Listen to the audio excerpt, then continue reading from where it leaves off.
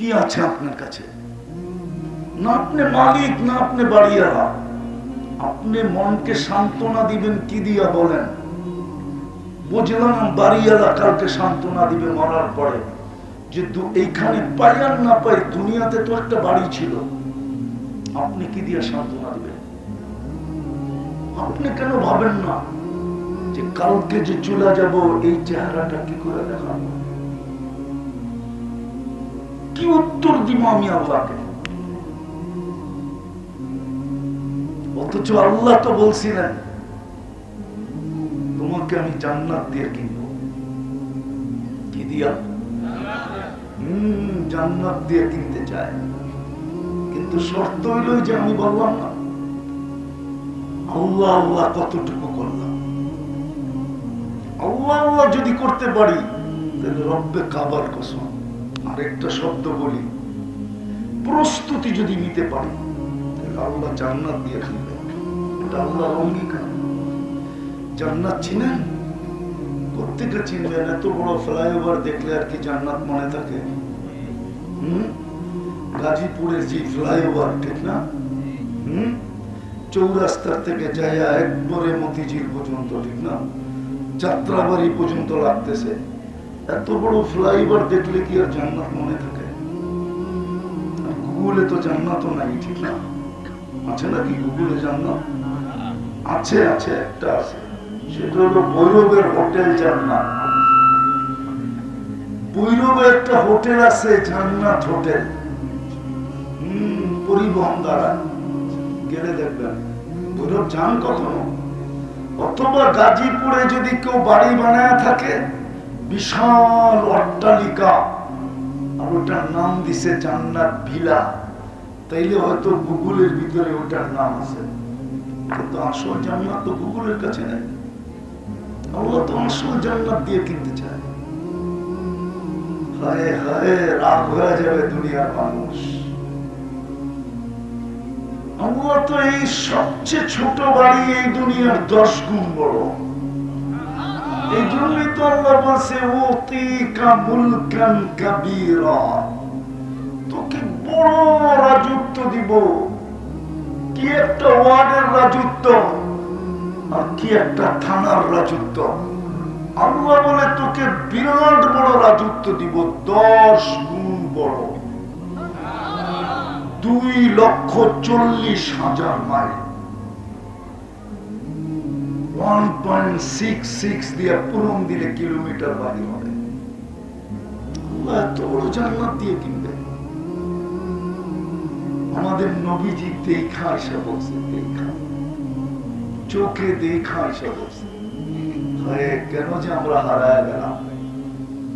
বিদায় আমি শেষ জায়গায় চলে আসছি। একটু ভাবেন,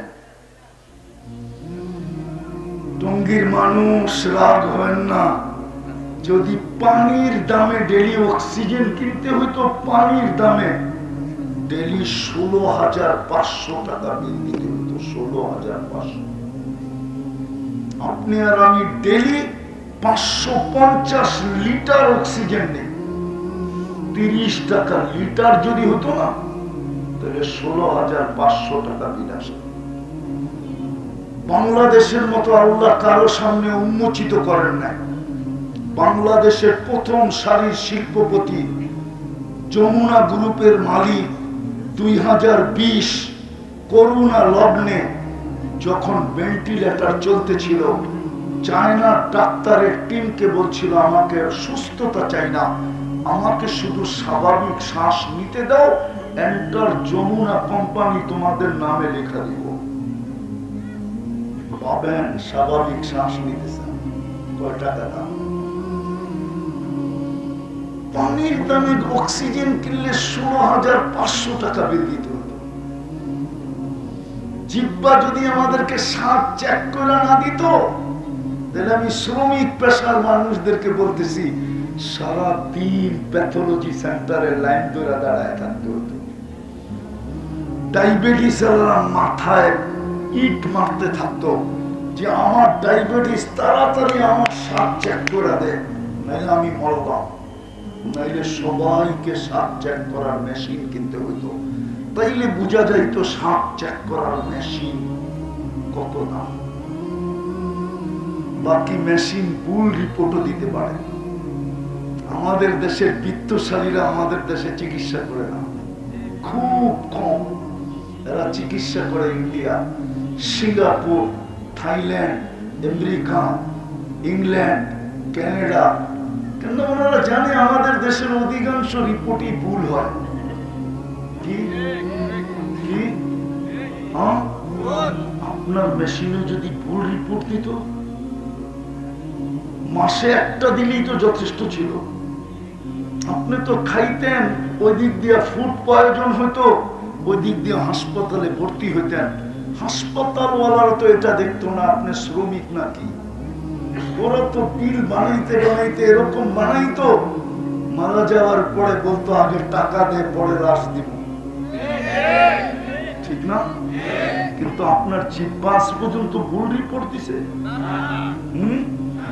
আমি তো আপনার কোটটা বাদ দিয়ে আমারটা নিয়ে চিন্তা করি। আমি তো সারাদিন পান খাই, পারি না ঘুমের মধ্যে খাই। আমার জিহ্বা তো আজ পর্যন্ত ভুল রিপোর্ট দিল না। আপনার জিহ্বা তো ভুল রিপোর্ট দেয় না। এই বাজেট কে দিতেছে?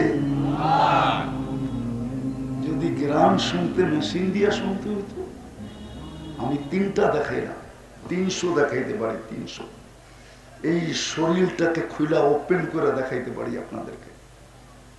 এই জন্যই আমার কথা শুরুটা ছিল, চিন্তা করি আমি সারাদিন আল্লাহ ভোগ করি কতটুকু, আর সারা দিনে আল্লাহ আল্লাহ করি কতটুকু। আমি কিন্তু যাত্রী, কালকে এই চেহারাটা কি করে দেখাবো? যিনি আমাকে সৃষ্টির ভিতরে শ্রেষ্ঠত্ব দিলেন, যিনি আমাকে মুসলমানের ঘরে নির্বাচিত করলেন, যিনি আমাকে উম্মতে মুহাম্মদী বানালেন,